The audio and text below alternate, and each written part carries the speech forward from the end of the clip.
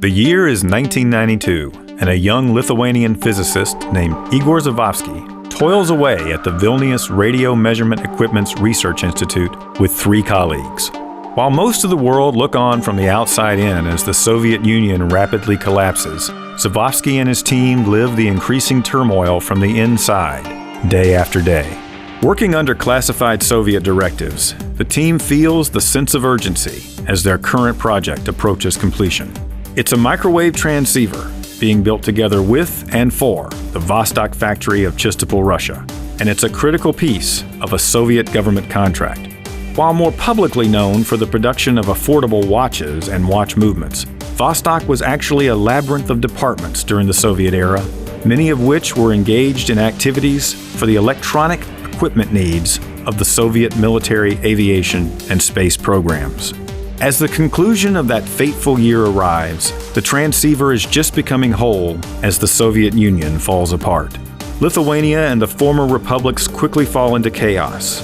One of the lesser remembered impacts of this seismic change in the makeup of the Eastern world is the severing of all the banking ties between the former republics and its recent motherland. It's an untenable situation for both Vostok and the Institute in Vilnius. The transceiver is completed. The Institute has months of work and money tied up in the project. They need to deliver it, and they need to get paid. At the same time, Vostok still has a contract to fulfill with the remaining government in Moscow, union or no union. That time we made together with Vostok watch factory officially, which was actually 70% of their production was military electronics, not watches. Right. And we made a common project with them, a microwave transmitter for secret dates transmitting, and they owe us money for our job, for our work, for our block of this transmitter. But everything was destroyed. They couldn't transfer us money because the banking system was collapsed. And so instead of money, the chief of laboratory took the luggage full of Vostok Commandersky watches and bring to Vilnius to us instead of money. Mm-hmm. Okay, I went to the street market and sold out all of them within 2 days, and we paid salary to 15 people. Okay, having just $20 per month salary, I said to my friends, guys, so let's make money from watches. We cannot do it from microwave electronics, let's do it from watches. That was the beginning of our watch business. It was in 1991. Now, what was the name of the institute? What's the actual official name? Vilnius Radio Measurement Equipment Institute, Research Institute. Vilnius Radio Measurement Equipment Research Institute. Yes. And it was you and 3 other gentlemen who are Yes. still your partners today. Of course, yes. Right. And you were working there, and that's where you were making the microwave transmitter equipment. Yes, true. And you were saying earlier that this building has effectively not changed in the last 25 It years. looks absolutely the same as it was 25 years ago. Now, the fascinating thing to me is it's not but a few meters from where you are right now. Yes. You're still Yes. the same company. Zavovsky realized that his skills as a physicist and engineer of radiometric equipment would not have any practical value in the current situation on the ground in Eastern Europe. After the successful sale of the watches, Zavovsky and his 3 partners agreed that there could be a future in watches.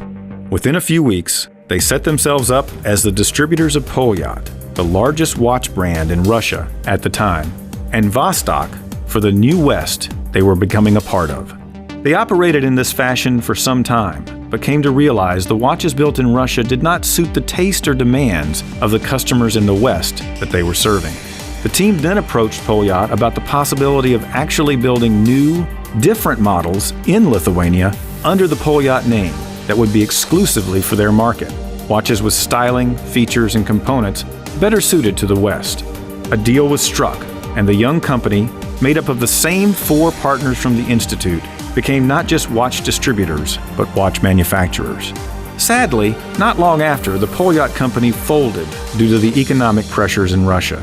Zavovsky and his partners then approached the Vostok company with a similar plan, but with one significant departure from what they conducted with Polyat.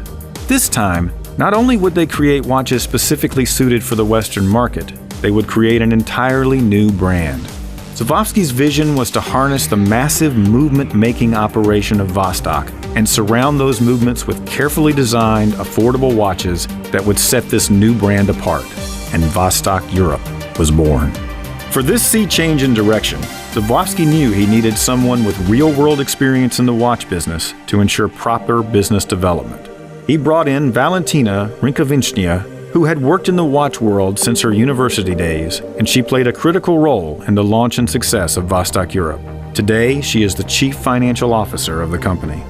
At the outset, every Vostok Europe housed a Vostok movement, built by the Vostok Company of Chistopol, Russia.